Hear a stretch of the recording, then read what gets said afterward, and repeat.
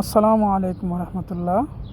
বন্ধুগণ, প্রতিবারের মতো আপনাদের সামনে আজকে আবারও আপনাদের আরেকটি প্রশ্ন নিয়ে হাজির হইলাম। আজকের প্রশ্ন হচ্ছে, মুহররমের যে 9 ও 10 তারিখ আসতেছে সামনে, ওই দিন আমাদের কি আমল করতে হবে এবং এই দিনটা দামি হলো কেন? প্রশ্নের উত্তর হচ্ছে, তার আগে আমরা জেনে নেই প্রশ্নের উত্তর প্রদানকারী হচ্ছেন মুফতি শফিকুল ইসলাম হাটহাজারী, মুহাদ্দিস, জামিয়া মোহাম্মদিয়া আরাবিয়া, মোহাম্মদপুর। তো প্রশ্নের উত্তর হচ্ছে, আশুরার দিনে পৃথিবীতে অলৌকিক ও রহস্যময় অনেক গুরুত্বপূর্ণ ঘটনা ঘটেছিল। এই কারণে মুসলমানদের কাছে মুহররমের 10 তারিখ বিশেষভাবে মর্যাদাপূর্ণ ও মহিমান্বিত। আশুরার দিন রোজা রাখা সুন্নত। আশুরার রোজা সব নবীর আমলেই ছিল। নবী করিম সাল্লাল্লাহু আলাইহি সাল্লাম মক্কায় থাকতে আশুরার রোজা পালন করতেন।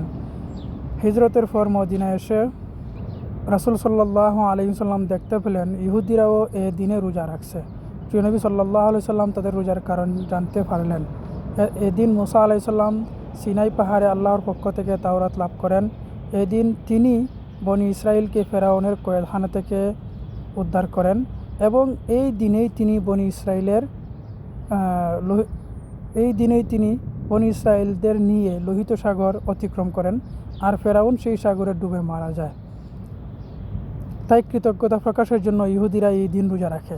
মহানবী সাল্লাল্লাহু আলাইহি সাল্লাম বলেন, মূসা আলাইহিস সালামের সঙ্গে আমাদের সম্পর্ক তোমাদের চেয়ে বেশি ঘনিষ্ঠ।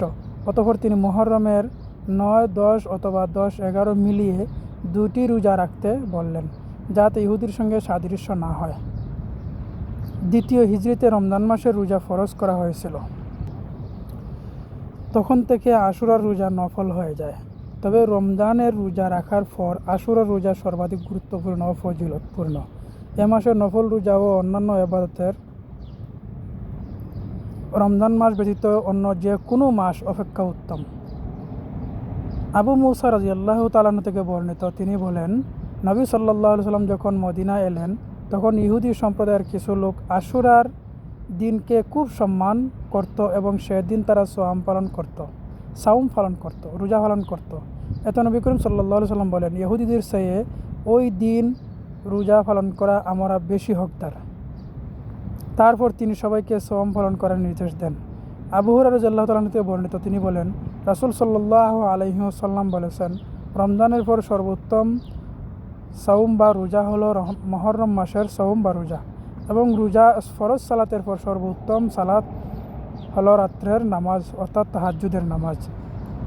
আবু কাতাদা রাদিয়াল্লাহু তাআলা থেকে বর্ণিত, রাসূল সাল্লাল্লাহু আলাইহি ওয়াসাল্লাম ইরশাদ করেন, আরাফার দিনের সাওম সম্বন্ধে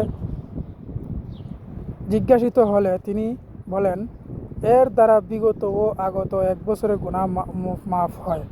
আশুরার দিনের সাওম পালন সম্বন্ধে জিজ্ঞাসিত হলে প্রশ্ন করা হলে তিনি বিগত 1 বছরের পাপ মোচন করা হয়।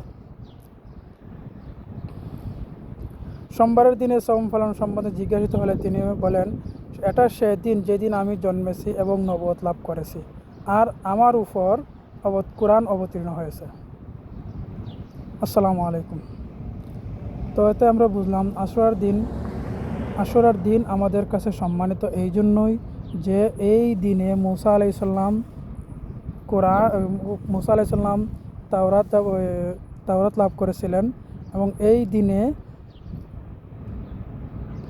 শুধু মুসা আলাইহিস সালামের তাওরাত নয়, আরও অনেক বিশেষ অলৌকিক ঘটনা ঘটেছে। এই দিনে কিয়ামত সংঘটিত হবে। এই তারিখে আপনার দুনিয়া সৃষ্টি করা হয়েছিল। এই তারিখে মুসা আলাইহিস সালাম ফেরাউনের কয়েদখানা থেকে মুসা আলাইহিস সালাম সম্প্রদায়কে মুক্ত করেছিলেন। এই দিনে ফেরাউন নীল সাগরের মধ্যে হাবুডুবু খেয়ে মৃত্যুবরণ করেছিল। আর আমাদের প্রচলিত যে মুহররম মাসের 10 তারিখ আসলে পরে মাতম শুরু হয়, তাজিয়া মিছিল শুরু হয়, এগুলো সম্পূর্ণ কোরআন হাদিস বিরোধী। আল্লাহ তাআলা আমাদেরকে তৌফিক দান করুন, আমিন।